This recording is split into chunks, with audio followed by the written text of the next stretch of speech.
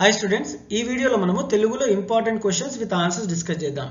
These questions are very important and definite questions for upcoming board exam and also pre-final exam. So don't skip the video, watch till the end. ఈ పాఠం ఆధారంగా శివాజీ వ్యక్తిత్వాన్ని విశ్లేషించండి. పరస్త్రీలను కళ్ళ తల్లిగా చూడాలి అని సర్దారులను ఆదేశించింది ఎవరు?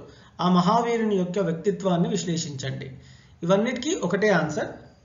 పరస్త్రీలను కళ్ళ తల్లిగా చూడాలి అని సర్దారులను శివాజీ ఆదేశించాడు. శివాజీ వ్యక్తిత్వం అంటే మాటకు చేతకు తేడా లేని తనం. ధర్మమూర్తి శివాజీ మహారాజు ధర్మప్రభువు. శత్రు దుర్గాలను జయించినప్పుడు అక్కడ స్త్రీలను అవమానించవద్దని, గోబ్రాహ్మణులకు హాని కలిగించవద్దని తన సర్దారులను అతను ఆజ్ఞాపించాడు. తప్పు చేస్తే శిక్ష.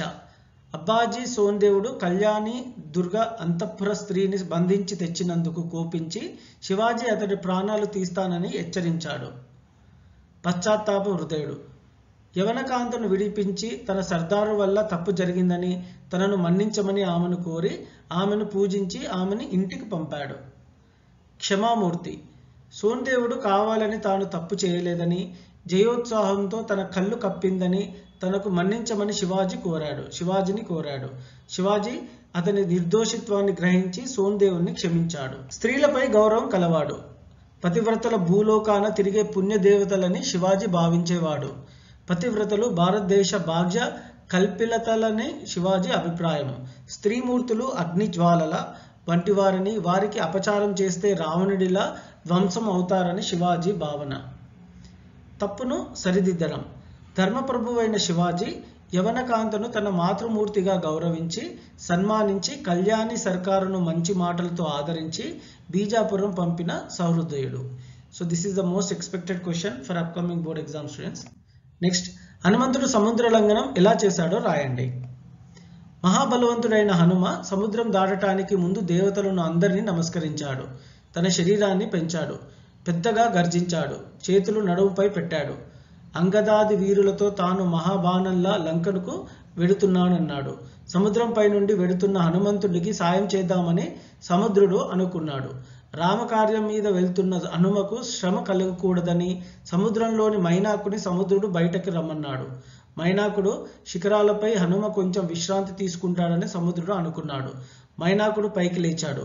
మైనాకుడు తనకు అడ్డుకున్నాడని హనుమ అనుకుని తన వక్షంతో అతన్ని గంటేశాడు. మైనాకుడు మానవ రూపంతో పర్వత శిఖరంపై నిలబడి సముద్రుడి కోరికను హనుమకు చెప్పాడు. హనుమ సంతోషించాడు. తనకు సమయం లేదని చేతితో మైనాకుని హనుమను తాకి వెళ్ళాడు. తర్వాత హనుమంతుడిని పరీక్షించడానికి సురస అనే నాగమాత వచ్చి హనుమను సూక్ష్మ బుద్ధిని మెచ్చుకొని అతనిని ఆశీర్వదించింది. సింహక అనే రాక్షసి హనుమను మింగాలని చూసింది. కానీ హనుమంతుడు గోళ్లతో సింహకను చీల్చేశాడు. ఇలా హనుమ 100 యోజనాల సముద్రాన్ని దాటి లంకకు చేరాడు. మంత్రాలతో చింతకాయలు ఎలా రాలవో అలాగే పద్యాల దాటితో చింతలు తొలగిపోవు. యంత్రాలతో రోగాలు నయం కానట్లే తంత్రాలతో సమాజ సమస్యలు దారికి రావు. కడుపులో క్యాన్సర్తో సంఘం బాధపడుతూ ఉంటే అంతరిక్షంలోకి రాకెట్లు పంపితే మాత్రం ఏం ప్రయోజనం? మనిషి పుట్టగానే ప్రకృతిని చూచి ఆనందించాడు. దాన్ని తన ఆధీనంలోకి తెచ్చుకోవాలని అతడు ప్రయత్నించాడు. ప్రకృతిలోని రంగులను, ధ్వనులను అనుకరించాడు. మానవుడు గుహలలో జీవించే ఆదిమ కాలంలోనే గోడలపై జంతువుల బొమ్మలు గీశాడు. ఎండిన చెట్లు చెగిర్చేలా పాడాడు. గజ్జెకట్టి నాట్యం చేశాడు. చక్కని తీరుగా పదాలు పాడుతున్నాడు. చక్రం కనుకొన్న రోజు, లిపితో రాసిన రోజు, నిప్పును కనిపెట్టిన రోజు, చక్కగా నాట్యం చేసిన రోజు మానవ చరిత్రలో మంచి రోజులు. మానవుడు అర్థవంతమైన భాషలు నేర్చుకున్న రోజు, చిన్న మాటలతో జానపద గీతాలు అల్లుకున్న రోజు, ధాన్యం పండించిన రోజు, కళలను పండించిన రోజు గొప్ప రోజులు. మానవ చరిత్రలో అవి అన్ని పండుగ రోజులు. కళలు, కవితలు, విజ్ఞానం, ప్రజ్ఞానం కలగలిసిన మానవుడికి మహోన్నతంగా నడిపిస్తాయి. ఈ విధంగా నేల నుండి ఎదిగి మానవుడు ఆకాశాన్ని అందుకున్న చిన్నవాడు. మానవుడు చిరంజీవి, అతి ప్రాచీనుడు.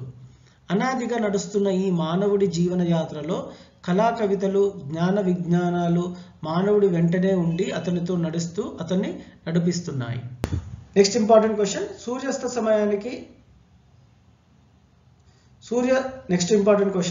సూర్యాస్త సమయానికి చంద్రోదయానికి మధ్య కాలాన్ని కవి ఎలా వర్ణించాడు? పద్మిని తన ప్రియుడైన గొప్ప తేజస్సు గల సూర్యుడిని చూసి తన కళ్ళతో అల్పకాంతి గల పరపురుషులను చూడటం తగదన్నట్లుగా కదులుతున్న తుమ్మద అనే నల్లగ్రుడ్లు కల పద్మం వంటి తన కన్నును మూసుకుందని కవి వర్ణించాడు. అంటే సూర్యాస్త సమయం కాగానే పద్మాలు ముడుచుకున్నాయని, పద్మాలతో తుమ్మెదలు చిక్కుకున్నాయని భావం. పద్మాలు ముడుచుకోవటం అవి తమ పతిభక్తిని ప్రదర్శించడానికి అన్నట్లు ఉందని కవి వర్ణించాడు. రాత్రి అనే స్త్రీ చేయబోయే నాట్యానికి రంగస్థలం మీద కట్టిన ఎర్ర రంగుతో తెరవలే పడమటి దిక్కున ఆకాశంలో సంధ్యారాగం కనబడింది. చుక్కలతో కూడిన ఆకాశం పువ్వులతో అలంకరించిన నాట్య రంగస్థలం వలె కనబడింది. రాత్రి అనే స్త్రీ నర్తకి వలె ఉంది. కాలము అనేది నాటక సూత్రధారుడై వలె ఉంది. అంటే సంధ్యాకాలం అయ్యింది. పడమటి దిక్కున ఆకాశం ఎరుపు రంగులో కనబడుతుంది. ఆకాశంలో నక్షత్రాలు ఉదయించాయి. రాత్రి వస్తోంది. రాత్రి తన చీకటిని అంతా వ్యాపించి చేస్తుందని కవి తెలిపాడు. నైతిక విలువ వలన ప్రయోజనం ఏంటి?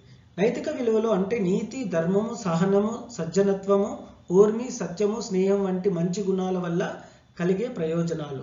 సంఘంలో మనుషులు ఎలా నడుచుకోవాలో, ఎలా నడిస్తే తనకు ఇతరులకు కూడా మేలు కలుగుతుందో ఈ నైతిక విలువలు పాటించడం వల్ల తనకు తెలుస్తుంది. మన శతక కవులు చక్కని నీతి శతకాలు చెప్పారు. అందులో ఎన్నో నీతులను వారు మనకు తెలిపారు. భాస్కర శతకకర్త నీతులను దృష్టాంతాలతో బోధించాడు. సుమతి శతకకర్త భర్తృహరి, దూర్జిటి వంటి పూర్వ కవుల సైతం మనకు ఎన్నో నీతి వాక్యాలు చెప్పారు. ఈ పద్యాల్లోని నీతి కావ్యాలను పాటించి నడుచుకుంటే మనుషులు ధర్మవర్తులు అవుతారు. ఆ నైతిక విలువలు నేటి తరం వారికి జీవితాలకు మార్గదర్శకంగా ఉంటాయి. ఈ నీతులు వారి వ్యక్తిత్వాన్ని తీర్చిదిద్దుతాయి. ఈ నైతిక విలువలను పాటిస్తే సంఘంలో మానవులు ధర్మమూర్తులు అవుతారు. చక్కగా ఏ ఆటంకాలు లేకుండా మానవులు తమ జీవితాన్ని హాయిగా నడుపుకోగలుగుతారు. శాంతి, సత్యం, దయ, ప్రేమ వంటి సద్గుణాలను వారికి అలవపడతాయి. నైతిక విలువలు పాటించడం వల్ల సంఘం చక్కగా పురోగతి చెందుతుంది. అందుకే నీతి శతక పద్యాలను పిల్లలు నేర్చుకోవాలి. భక్తి శతకాల ద్వారా దైవ భక్తి పెరుగుతుంది. మొత్తంపై శతకాల వల్ల మానవులకు భక్తి, నీతి కలవారే యోగ్యులైన ధర్మమూర్తులు అవుతారు. అందుకే మనం శతకాలు చదువుదాం, మన పిల్లలచే చదివిద్దాం.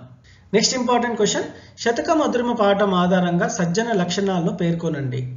మనిషి ఉత్తములతో స్నేహం చేయాలి. అలా చేస్తే ముత్యపు చిప్పలో ముత్యంలా అతడు శోభిస్తాడు. అమృతధారాల వంటి తియ్యటి మాటలతో మూర్ఖుడికి బోధించడం మానుకోవాలి.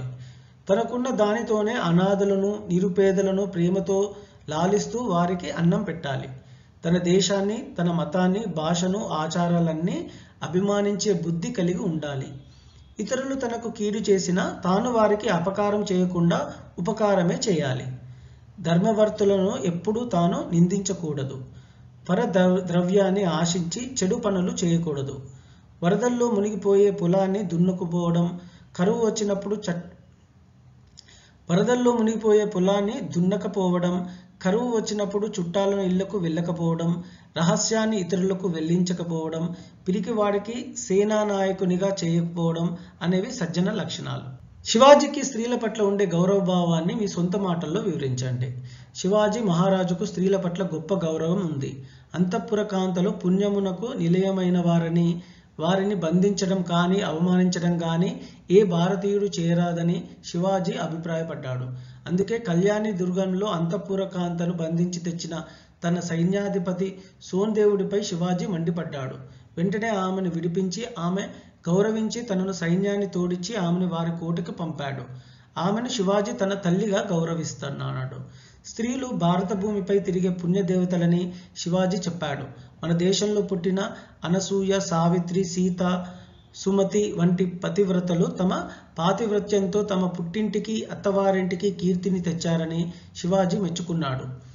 పతివ్రతల పట్ల ప్రచారం చేసేవారు నశిస్తారని, వారు వంశం నిలవదని, రావణాసురుడు అలాగే నశించాడని శివాజీ చెప్పాడు. స్త్రీలు రత్నములు వంటి వారని, పూజింపదగిన వారని శివాజీ అభిప్రాయపడ్డాడు. ఆబాల గోపాలానికి ఆత్మీయ బంధువైన చందమామ వెలుగైన వెన్నెల ఎలా విజృంభించిందో పాఠ్యం ఆధారంగా వర్ణించండి. సూర్యాస్త సమయం అయ్యింది. పద్మ ముడుచుకుంది. పడమట సంధ్యారాగ కాంతి కనబడింది. చీకటి బాగా పెరిగి దిక్కులు, భూమి, ఆకాశాలు కలిసిపోయి కాటుకు నింపిన భరణిలే విశ్వం కనిపించింది. చంద్రోదయం. చంద్రుడు ఉదయించాడు. వెన్నెల ప్రవాహం పాల సముద్రంలా పొంగి ఆకాశాన్ని ముంచెత్తింది. చంద్రబింబం ఆ పాల సముద్రంలో గుండ్రంగా చుట్టుకొని ఆదిశేషుడు శయ్యలా, చంద్రుడిలోని మచ్చ ఆ శయ్య మధ్యన ఉన్న విష్ణువులా కనబడింది. ఆ వెన్నెలలో కలువల రేకులు విచ్చుకున్నాయి. కలువ పూలతో తేనెలు పొంగి కెరటాలుగా విజృంభించాయి. తుమ్మెదలకు విందు చేస్తూ పూల పరిమళాలు బయలుదేరాయి. చంద్రకాంతి శిలలు వానలతో, చకోరాల రెక్కల స్పర్శలతో, స్త్రీల చిరునవ్వుల కాంతులతో అతిశయించి దిక్కులన్నింటినీ ముంచెత్తే వెన్నెల సముద్రంలా వ్యాపించింది. ఆ వెన్నెల అనే సముద్రపు నీటి నుండి చంద్రుడు ఆవిర్భవించాడు.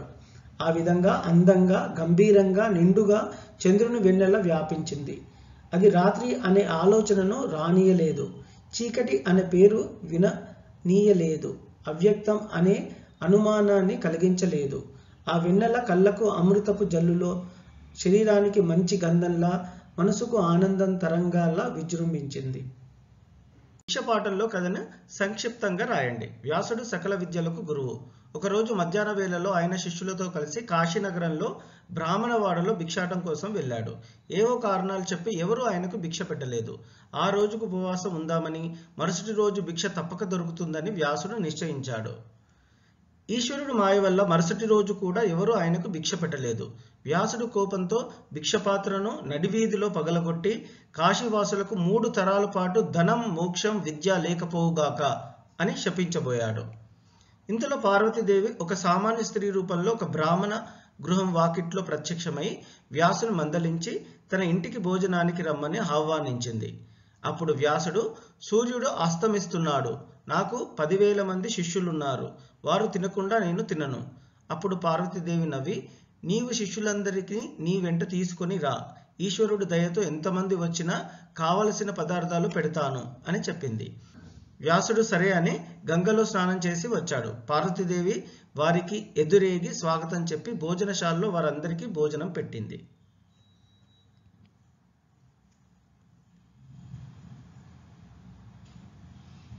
నెక్స్ట్ ఇంపార్టెంట్ క్వశ్చన్, పద్య భాగంలో శతక పద్యాల్లో నీతులు నిత్య జీవితంలో ఎట్లా ఉపయోగపడతాయో విశ్లేషించి రాయండి. శతక పద్యాల్లో నీతి పద్యాలు, భక్తి ప్రబోధక పద్యాలు ఉంటాయి. మనిషి జీవితంలో ఎలా ముందుకు సాగాలో తెలియజెప్పే నీతులు ఉంటాయి. కొన్ని ఉదాహరణలు పరిశీలిద్దాం. నరరూప రాక్షసుల లక్షణాలను భీమకవి వేణుగోపాల శతకంలో చెప్పాడు. అవి చదివితే అటువంటి లక్షణాలను విడిచిపెట్టి మంచిగా నడుచుకోవచ్చు. అటువంటి రాక్షస లక్షణాలు కలవారికి దూరంగా ఉండవచ్చు. మిత్రుల లక్షణాలు శతక పద్యాల ద్వారా తెలుసుకొని మంచి మిత్రులను సంపాదించుకొని జీవితంలో సుఖపడవచ్చు. విశ్వనాథేశ్వర శతకంలో చెప్పిన విషయం గ్రహించి మనం దేశభక్తిని పెంచుకోవచ్చు. త్యాగబుద్ధితో ప్రజల దైన్య స్థితిని తొలగించుకోవచ్చు. నరసింహ శతకంలో పద్యం చదివి మంచి లక్షణాలను అలవరుచుకోవచ్చు. దేవమాన్యాలు ఉపహరించకుండా మంచివారిని మోసం చేయకుండా ఉండవచ్చు. భగవంతుని పూజకు సత్యం, దయ, ఏకాగ్రత ముఖ్యమని గ్రహించి దైవభక్తితో జీవించవచ్చు. రాజు ఆశ్రయం అనవసరం అన్న దూర్జటి పద్యం చదివి రాజకీయ నాయకుల వెంట తిరగటం మాని హాయిగా స్వేచ్ఛగా బ్రతకవచ్చు. పండితుడికి డబ్బు కంటే సత్యభాషణ, మంచితనము, గురుభక్తి ముఖ్యమని గ్రహించవచ్చు. గోపన్న చెప్పినట్టు శ్రీరాముని సాటి దైవం లేడని కూడా తెలుసుకోవచ్చు. ఇవన్నీ శతక పద్యాల్లో నిత్య జీవితంలో ఉపయోగపడతాయి స్టూడెంట్స్. నెక్స్ట్ ఇంపార్టెంట్ క్వశ్చన్, భిక్షపాఠం ఆధారంగా కోపం వల్ల కలిగే దుష్పరిణామాల గురించి రాయండి. కోపం వచ్చిన మనిషిలో మంచి చెడులను గ్రహించే విచక్షణ జ్ఞానం నశిస్తుంది. మనిషిలో రాక్షస ప్రవృత్తి పెరుగుతుంది. ఎలాగైనా ఎదుటివాడిని కష్టపెట్టాలని, ఎదుటివాడికి కష్టం కలిగించాలనే బుద్ధి కలుగుతుంది. కోపం వచ్చిన మనిషి పశువులా సంచరిస్తాడు. కోపంతో కళ్ళు మూసుకుపోతాయి. అవివేకంతో ఒక్కొక్కప్పుడు తన భార్యను, పిల్లలను, తల్లిదండ్రులను కూడా చంపడానికి ప్రయత్నిస్తాడు. సంఘంలో గౌరవాన్ని కోల్పోతాడు. కోపం కలిగిన వారితో మాట్లాడడానికి ఎవరూ ఇష్టపడరు. కోపం శత్రువు వంటిది అని భర్తృహరి చెప్పాడు. తన కోపమే తన శత్రువు అని సుమతి శతకకర్త కూడా చెప్పాడు. కోపం వల్లే వ్యాస మహర్షి కన్నతల్లి వంటి కాశీనగరాన్ని శపించబోయాడు. కోపంతో దుర్వాసుడు, విశ్వామిత్రుడు వంటి మహర్షులు ఎన్నో కష్టాలు పడ్డారు. కోపం వల్ల జ్ఞానం నశిస్తుంది, తపోగుణం పెరిగిపోతుంది. కోపం వల్లనే పాపకార్యాలు చేయడానికి మనిషి సిద్ధపడతాడు.